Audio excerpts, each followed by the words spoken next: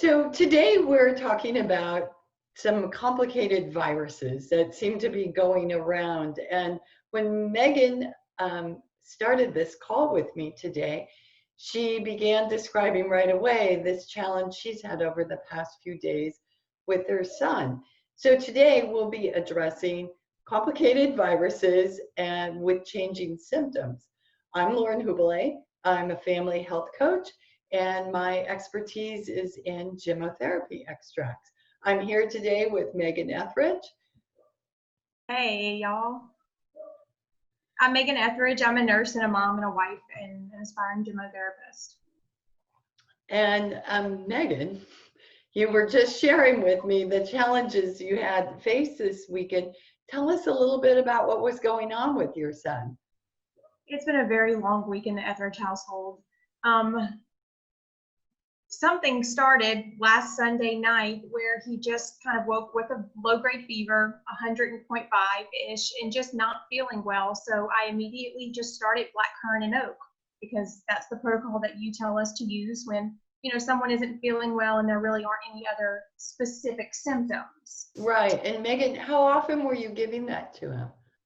It was in the middle of the night. So maybe he got 2 doses because I gave it to him when we woke up that first time. We went back to sleep.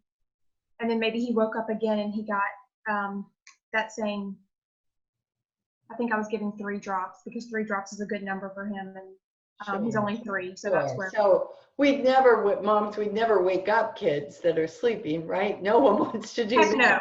But if this was during the day, you would dose him the blackcurrant and oak every hour or two to help support his adrenals, right? Right. So you got started there, and then where did this take you? So we got started there, in that I did not send him to school the next day, and Monday was just lazy for us. Callum's all boy and all energy, and he was just really wanting to lay on me or just sit on the couch and watch TV, which is a sign, that we've been talking about over the weeks. The 3 signs that we measure for sickness are energy, appetite, and mood.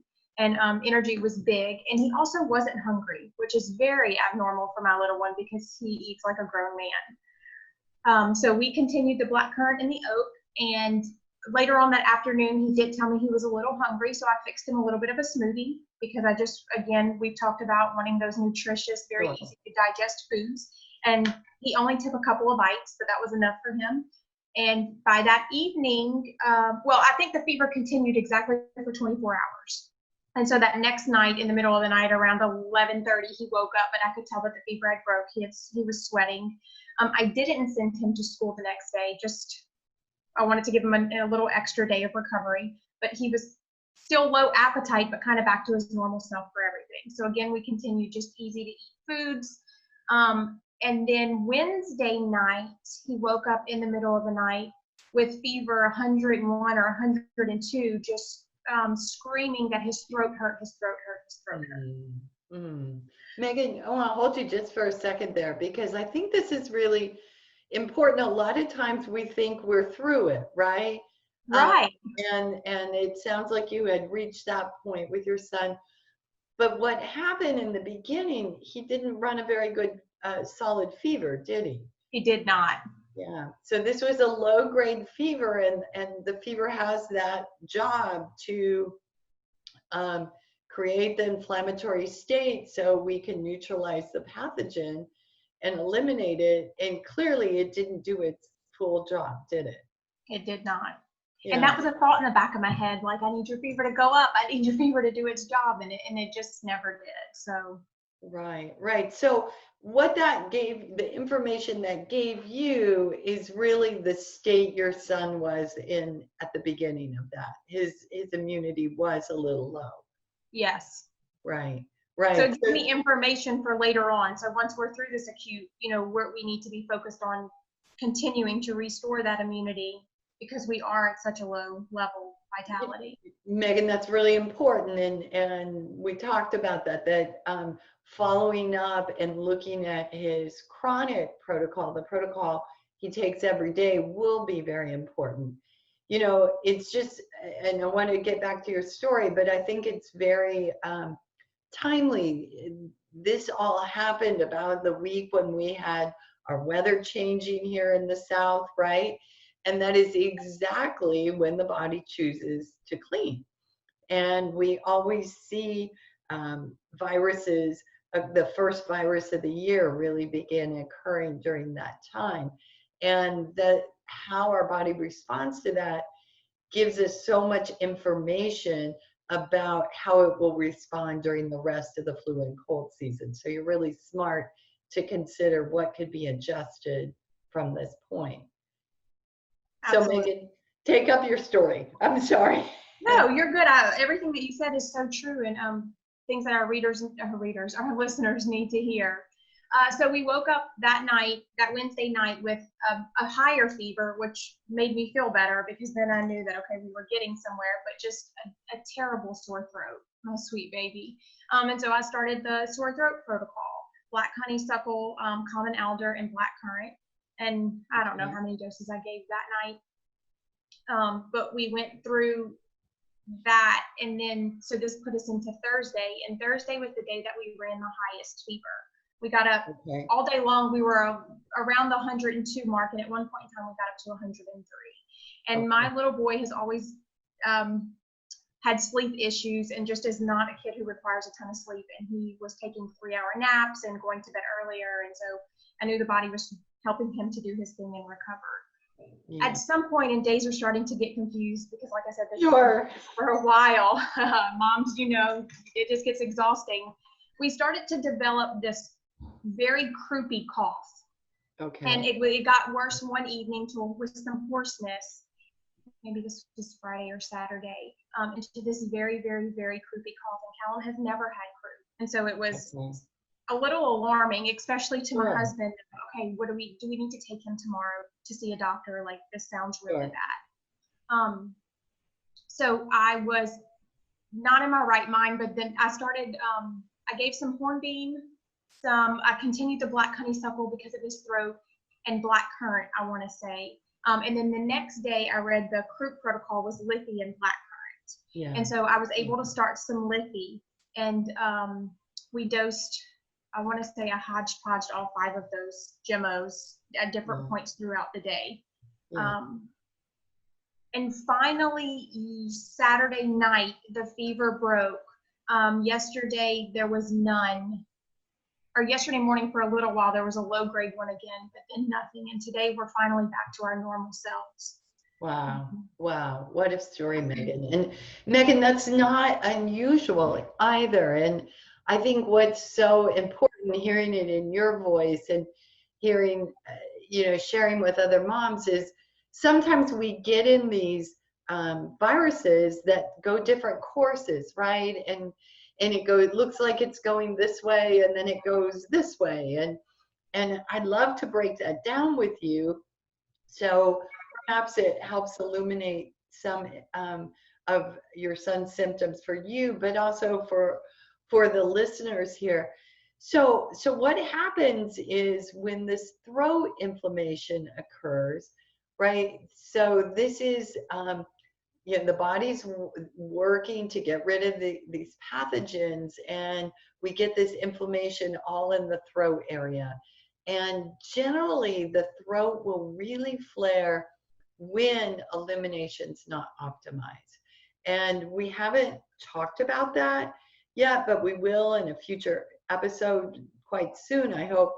And what happens if stool elimination has slowed, which often it does during a virus, or urine output and kidney filtering has slowed. And so by flushing, which I know you did, increase the fluids, we might get the kidney output better, but the stool output was not good, was it? It wasn't. For 2 days, he did not have a poo. Okay. And I was running around the house saying, he needs to poo, he needs to poo. And Philip's just like, I know, but what are we going to?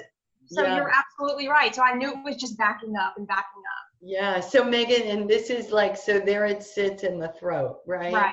Right. And because inflammation has to go somewhere. And so you're dosing him with the common alder, the black honeysuckle, and the black currant absolutely spot on.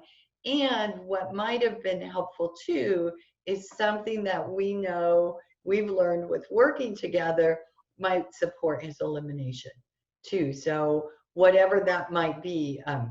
And moms, these are new extracts that we're talking about here, but blueberry or silver birch sap are two that would come to mind that could be very useful during that time. For me, my sense is blueberry might have been just the right one, but or blackthorn.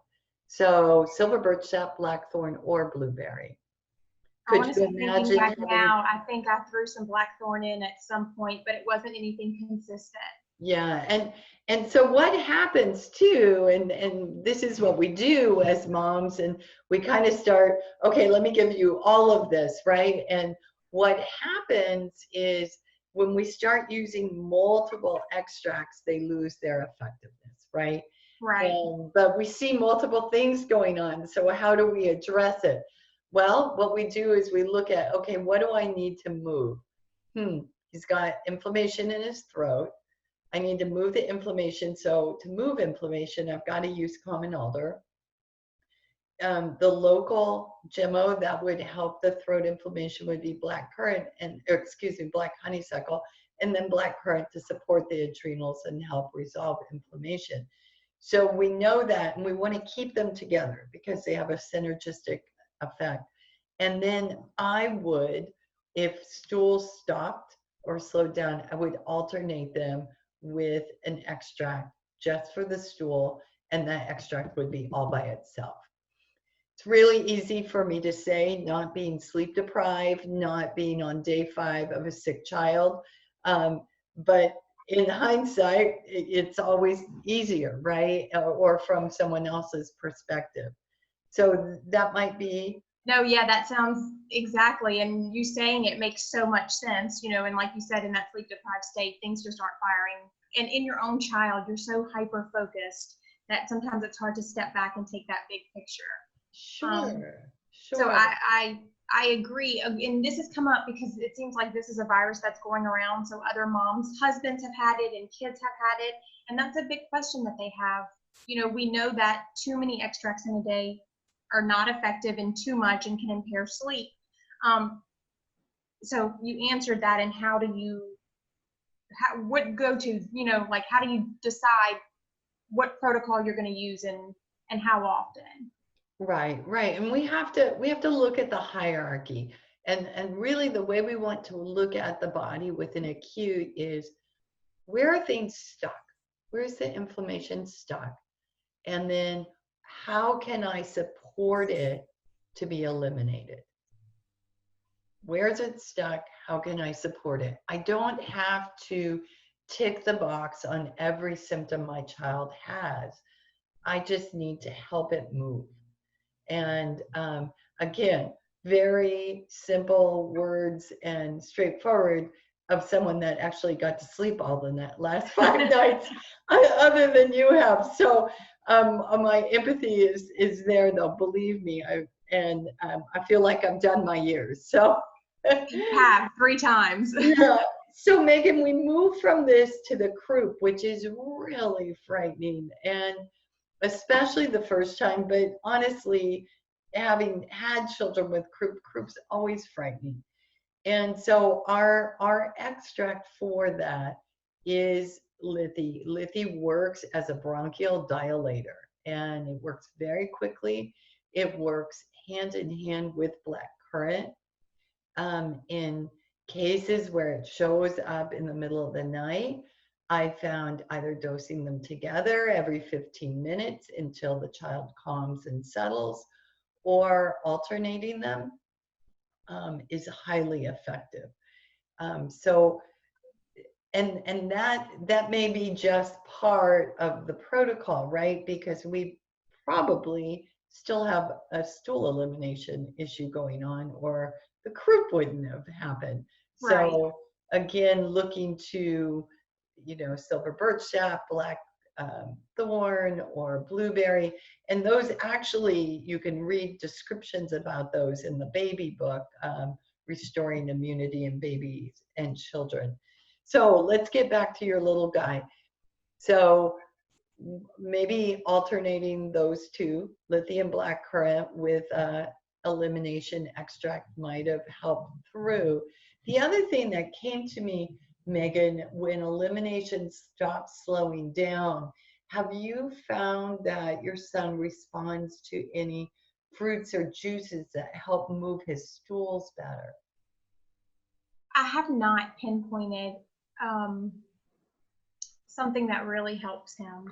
I feel like he sometimes will tell me doesn't want to eat fruit, so I can get him to have a smoothie, and that's just something that I throw everything in. Mm-hmm. But that may be some good investigative work to do to start, just trying one or another. That way, if this were to happen again, then you have that second layer of arsenal in your bag, to try to help get that stool moving. Sure, because getting stool moving actually less complex is better. So a mono fruit, a mono juice is a really good thing to look at and see what is it that will help my child's stools move along.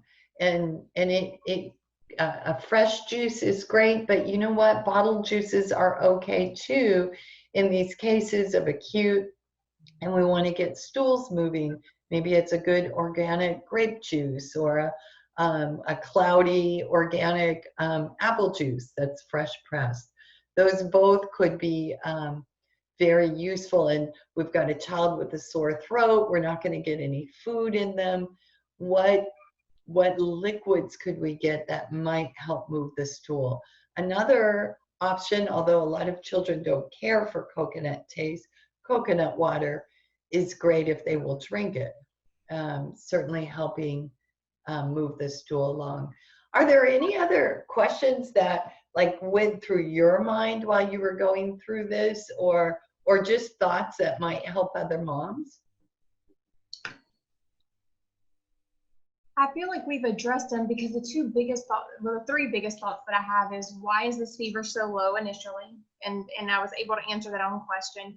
And then I knew that stools needed to move. So in that time frame, I knew that I needed to add blackthorn as his GMO for elimination. But I feel like there were too many GMOs in the mix. So really, like, taking that second to pause, because it's okay to take 5 minutes to really take a deep breath and think about it and look at this from a different perspective, was probably much needed several times throughout this process. And then the last one would be, so what did I say? Fever, getting stools to move, and then following the symptoms as they came, and making sure that I wasn't using too many GMOs, but I was also addressing what was relevant and the primary problem, and trying to get that inflammation moved, to get them to feeling better. And it's hard because when it's easy to talk about on the podcast, when your kid's this and when your kid's that and let it ride. When it's your own child, you're like, holy geez, okay, we need this to happen too. Not like I need you to have a GMO and then it to be better. And that's not how it works. That body still has to go through that process and neutralize that pathogen and then restore itself from, the effects the pathogen had. So just remembering to kind of stay calm and, you rest too throughout all of this. Yeah, really important words of wisdom. And Megan, I want to really congratulate you on seeing this through. And, when before we started recording, you said, hey, I don't think we made it through this so eloquently. And I don't think we ever make it through acutes eloquently. But the point is, did you make it through consciously? And that's what's so important, because when fear gets in the way, we become unconscious about our decisions and we start responding from a place of fear. And nowhere in this did I sense that from you at all. I sensed you were right on it. You were very aware and conscious of every decision you were making. And I think that's so beautiful. And I think it's a wonderful example for other mothers and just to know, okay, I've got this toolkit and I've got this child going through this, and with trying to approach it without judgment on the outcome, because this may be a 24-hour deal, or this may be a 5-day deal, or Right, maybe 7. We don't know, right? right. And And so just the confidence that comes with it, so initially talking to you, yeah, it was a hot mess, like I like to say, is how I felt looking back at it, but we made it through, and today he is much better. Um, so just realizing that you do have the kit that you need, grabbing one of Lauren's books and really just looking at what those symptoms are and remembering what the primary issue is, and trying to get that inflammation moving out. yeah, and so now the work with your son is this convalescent period, and this is as important, because as we re-engage in activities and our programs and get active again, if there's any remaining inflammation and mucus, it's very easy to come down with something else again, because our immunity is still low. So there are extracts that help support coming out of a inflammation and viral situation, like your son. Putting him on hazel in the evening would protect his lungs and support immunity. Putting him on blackthorn. Blackthorn is the best extract post-viral infection, because its job in the whole acute process is restoring strength and restoring immunity. It's not very useful in the midst of it, but it's excellent coming out of it. And another extract, which we can talk about later, we haven't talked much about, for children with recurring colds and viruses, where it's just one a month. 2 other immune boosting extracts to consider are silver birch buds and silver fir. And we could certainly look at those that build immunity, perhaps on another episode. Perfect. Yeah, so anything else you'd like to share before we leave today? No, I think that is it. It's so nice to be able to kind of walk through it with you after it's all happened, to hit those points, so that for next time, okay, well, I've learned a little bit of this information. Every time that you do something, you learn information, so the next time you do it a little better. Absolutely, Megan. Absolutely. And we can just bring that in. And I think more, the next situation is going to have its own flavor. But if we just let ourselves soak up this information and feel confident and not fearful in the face of acutes in our children or our loved ones, then we can make wise decisions. And you made a lot of them over that last week. So you need to pat yourself on the back for sure. Well, thank you so much, as always, for this podcast, and for the moms who will listen, who maybe not have an acute now, but an acute that comes up later. We're here for you. We fully understand. You can do this. Grab a tribe of women who want to do the same thing, and have some encouragement in your back pocket. And also, you can get all of this information off of Lauren's website, laurenhugulay.com, or grab 2 of Lauren's books, and the protocols are in there, and order Gemos from her shop and get started. Okay, thanks, Megan. Thanks for your time, and thanks for sharing your story. We'll see you all next week.